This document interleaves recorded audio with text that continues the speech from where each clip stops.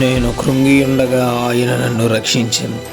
మన ప్రాణము సొమ్మసిల్లిపోయి మన ప్రాణము వేదనకు గురైనప్పుడు ప్రభువు చెప్తున్న మాట, నువ్వు కృంగిపోయావా, నువ్వు వేదనతో ఉన్నావా, నేను నిన్ను రక్షిస్తాను అని ప్రభువు మాటిస్తున్నారు.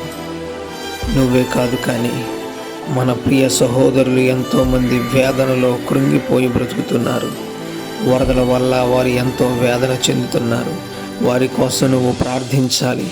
ఇప్పుడే ఈ దినమనే ఈ మాట వింటున్న ప్రతి ఒక్కరూ ఎవరైతే వరదల చేత, ఎవరైతే గనక ఈ విపత్తు చేత బాధపడుతూ వారు వేదనకు గురవుతున్నారో వారి ప్రాణములను దేవుడు రక్షించినట్లుగా, ఈ విపత్తు నుంచి దేవుడు విముక్తి దయచేసినట్లుగా ప్రార్థన చేస్తే కనుక మన రక్షకుడైన యేసయ్య వారిని, నిన్ను, మనలను, ప్రతి ఒక్కరిని రక్షిస్తాడు.